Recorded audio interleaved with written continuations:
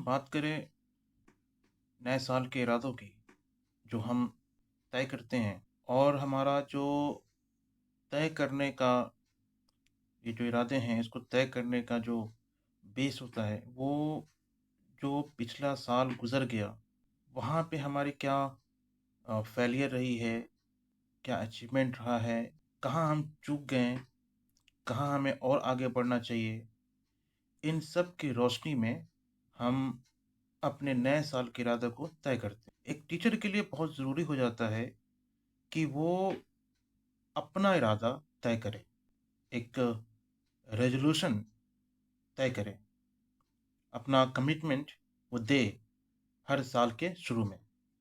इससे क्या होता है कि अगर आपने रेज़ोल्यूशन बनाया, इरादे बनाए और उस पे आपने अमल भी किया, आपने प्लान तैयार किया, उसको हासिल करने के लिए मेहनत किया और उसको हासिल भी किया, तो ये समझिए कि एक तरह से आपको नया नई एनर्जी, नई ताज़गी और नए तरह का एक मोटिवेशन आपको देता है।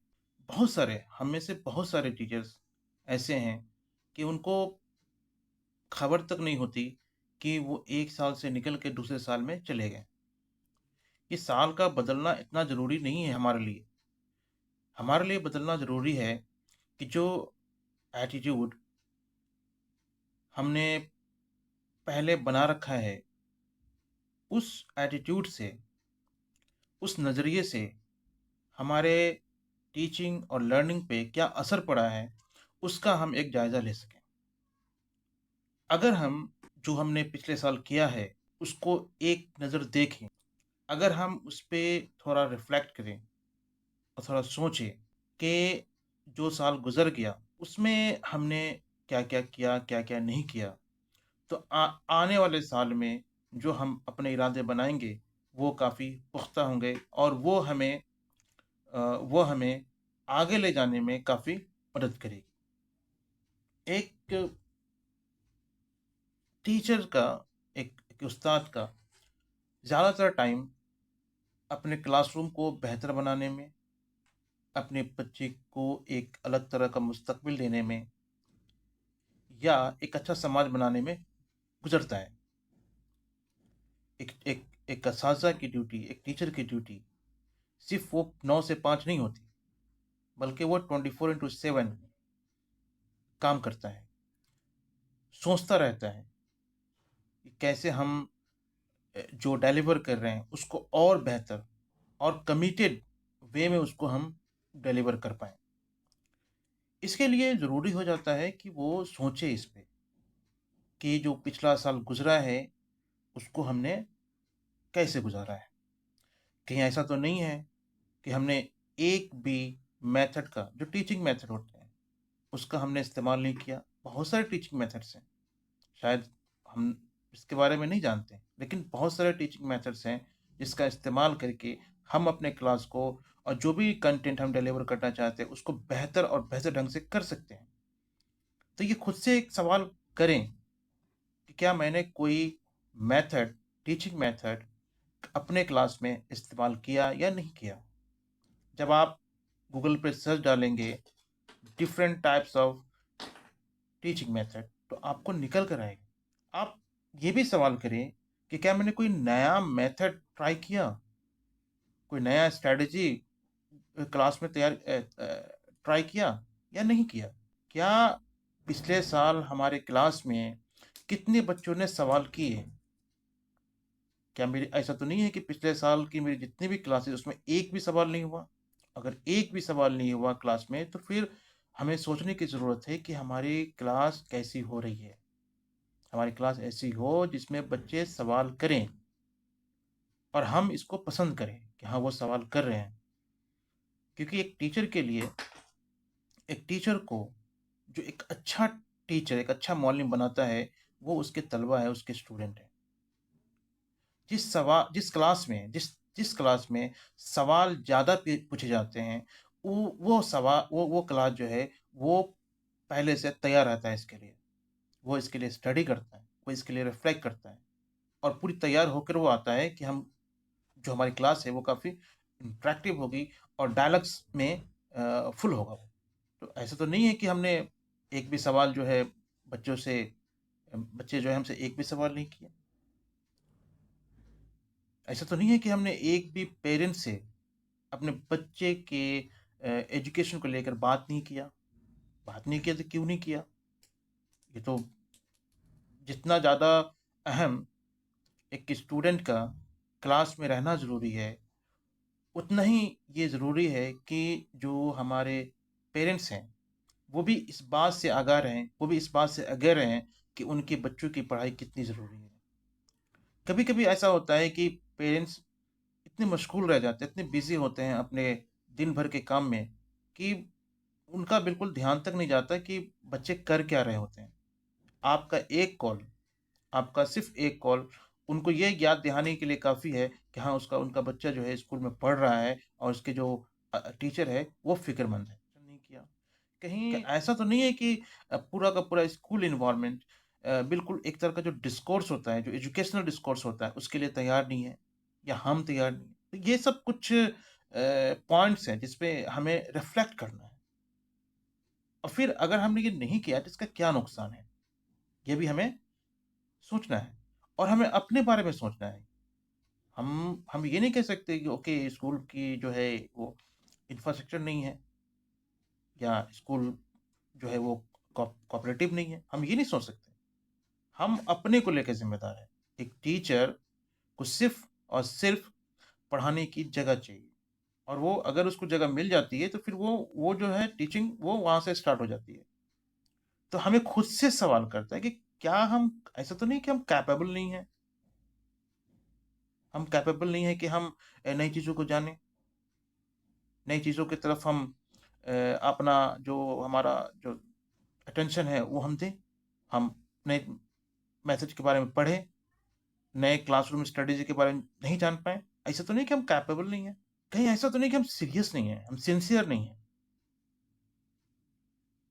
या ऐसा तो नहीं कि हमको कहीं से मोटिवेशन नहीं मिला या अ, ऐसा तो नहीं कि हम इंट्रोवर्ट हैं, हम ज़्यादा नहीं बात करते, हम खुल के अपनी बात को नहीं रख पाते हैं। हम जानते हैं लेकिन नहीं रख पाते हैं। ऐसा तो नहीं है कि हम बदलने को तैयार नहीं हैं, बदलाव लाने के लिए तैयार नहीं हैं, ऐसा तो नहीं है। हमारे आस-पास में ऐसे बहुत सारे लोग हैं जो उनके बहुत आइडिया है कि ऐसा तो नहीं कि हम उनसे हमने अप्रोच नहीं किया, उनसे सपोर्ट नहीं माँगा या फिर अ, हमने बस ऐसे ही 1 साल गुज़ार दिया, ऐसा तो नहीं है। तो हम जो है हम क्यों पे सवाल करते हैं। हम जो है क्यों पे सवाल करते हैं, कि ऐसा क्यों हुआ? लेकिन ये सवाल हम खुद से करते हैं, अपने से बाहर पे नहीं करते। हम ये ऐसे कुछ बच्चे जो हैं बहुत वीक हैं, बच्चे आए नहीं, बहुत कमज़ोर हैं, बच्चे नहीं आए, बहुत कमज़ोर हैं वो। उनके पेरेंट्स जो है वो ध्यान नहीं देते अपने बच्चों पे। ऐसा हम नहीं कह सकते। हमें अपने बारे में कहना है। अब उसका क्या नतीजा है? अगर ऐसा नहीं हुआ, तो इसका क्या नतीजा हुआ? हमने कितने घंटे बर्बाद किए, कितने दिन बर्बाद किए, कितने महीने बर्बाद किए? साल के 12 महीने। कैलकुलेट कीजिए कि इन 12 महीने में कितने महीने ऐसे हैं जो कि हमने कुछ किया ही नहीं। सिर्फ़ हमने अपना ही बर्बाद नहीं किया, अपने बच्चों का भी किया, अपने स्कूल का किया। तो इसके लिए ज़रूरी है कि हम क्या-क्या नहीं किए, इस पे रिफ्लेक्ट करें, क्यों नहीं करे, इस पे रिफ्लेक्ट करें और क्या कॉन्सेक्वेंसेस हुए हैं, उस पे भी हमें रिफ्लेक्ट करता है। जो वक़्त गुज़र गया, वो तो फिर आने का नहीं। लेकिन गुज़रे हुए वक़्त में कुछ ऐसे सीड होते हैं, जिनको अगर हम अभी बो दें, तो फ्यूचर में एक नया दरख्त, एक नया मोटिवेशन आपको दे सकता है। तो ये जो हम सीखते हैं, वो प्रेज़ेंट में नहीं होता, वो फ्यूचर में नहीं होता, बल्कि उसकी जो बीज है, वो पास्ट में होती है। वहाँ से हमें चुन के लाना पड़ता है और फिर उसको बोना पड़ता है, फिर हम उसको फ्यूचर में काटते हैं। तो हमें नतीजा भी सोचना है कि उसका क्या नतीजा हुआ, जो कि हम नहीं कर पाए। अब ये सब जो हम नहीं कर पाए, क्यों नहीं कर पाए और उसके क्या नताइज हैं, इन सब सोचने के बाद कोई न कोई एक नज़रिया हमें कोई ना कोई एक एटीट्यूड या कोई ना कोई ऐसा पॉइंट हमारे सामने होना चाहिए जो कि हमें ये बताए कि हाँ, हमारे अंदर ये कमी है, हम यहाँ पे कमज़ोर हैं। अब वो जैसे ही पता चल जाए, अब हमें क्या करना है, अनलर्न करना है उन सारी चीज़ों को। भई हम कैपेबल हैं, हम सीख सकते हैं, हमने नहीं सीखा, अब हमें अनलर्न करना है कि हम इनकैपेबल हैं। हम बात कर सकते हैं, हमारे अंदर सलाहियत है कि हम बात कर सकते हैं, हम अपने जैसे लोगों को लाइक माइंडेड लोगों को जमा कर सकते हैं, हम उनके पास जा सकते हैं, उनसे सवाल कर सकते हैं, उनसे सीख सकते हैं। ये जो है, जो नहीं सीखने वाली चीज़ है, इसको हमें अनलर्न करना है। तो सबसे पहली चीज़ है कि हमें रिफ्लेक्ट करना है और अनलर्न करना है। जैसे हमने रिफ्लेक्ट कर लिया और जैसे हमने अनलर्न कर लिया, अब जो सीड आपके पास आएगा, जो बीज आपके पास आएगा, वो एकदम फ्रेश होगा, प्योर होगा। अब आप उसको बोएँगे, उसको नॉरिश करेंगे, पानी देंगे, खाद देंगे और फिर ये जो है एक बड़ा-सा, अच्छा-सा छायादार दरख्त में बन के आपके सामने रहेगा। तो नए साल की जो कमिटमेंट है, वो हमें बिल्कुल तय करनी चाहिए और बिल्कुल अ, प्लानिंग के साथ। अब ये दूसरा है, वो ये है कि हमें गोल सेट करने हैं। हमने रिफ्लेक्ट कर लिया, we have reflected back, we have thought about what we have done in the last year, we have already concluded that I was weak in these and these points सवाल कर लिया। We have thought about the consequences, ये सब हमने किया। अब हम we have to set goals very clear and very bold। और देखिए, जब हम रेजोल्यूशन तैयार करते हैं, जब हम इरादे तैयार करते हैं, तो रेजोल्यूशन इरादा ऐसा नहीं है कि वो बहुत ही कमज़ोर होता है, शुरू में लगता है, लेकिन वो आगे चल के काफ़ी वो उसमें अपने आप एक पावर आ जाती है, जो कि आपको मजबूती, आपको वो स्ट्रेंथन करता है। तो हमें बोल्ड और जिसको हम अचीव कर पाएँ, जिसको हम हासिल कर पाएँ, उसी को हमें तय, ऐसा नहीं है कि कुछ ऐसा गोल बना लिया जिसको हम हासिल ही नहीं कर पाएँ, ऐसा नहीं सोचना है हमें। हमें उन्हीं गोल को अपने दायरे, अपने कैपेबिलिटी में, अपने एबिलिटी में रहकर, अपने लिमिट में रह के हमें गोल बनाना है। हम कोई ऐसा गोल ना बना लें, जिसको हम अटेन ही नहीं कर पाएँ। तो जब हमने रिफ्लेक्ट कर लिया, अनडन कर लिया, तो अब हमें गोल सेट करना होगा और वैसा गोल सेट करना पड़ेगा जो मेरी कैपेबिलिटी में हो, मेरी एबिलिटी में हो, मेरे लिमिट में हो, वैसे गोल तय करने पड़ेंगे। अब गोल फिर वही हो सकता है जो पिछले साल हमने नहीं कर पाए, वही हमारा गोल हो सकता है। हमारा गोल ये हो सकता है कि हम अपने क्लास में जब भी जाएँगे, हमको पता होगा कि हम इस मेथड से पढ़ने जा रहे हैं या फिर हम कोई नया मेथड ट्राई करने जा रहे हैं। या फिर हमारे क्लास में एक ऐसा बच्चा है जो कि थोड़ा अलग तरीके से सीखता है, इसको हम जान पाएँगे। हम पेरेंट्स से बात करेंगे, हम प्रिंसिपल से बात करेंगे, हम अपने कलीग से बात करेंगे। ये सब हमारे इरादे हो सकते हैं जो पिछले साल हम नहीं अटेन कर पाए। ये सिर्फ़ ओरली नहीं होना चाहिए, ये कहीं न कहीं ये होना चाहिए, ताकि आपकी नज़र उस पे पड़े। आप जो है एक एक एक टाइम टेबल, एक टाइम मैनेजमेंट शीट जो है वो आप तैयार कर सकते हैं।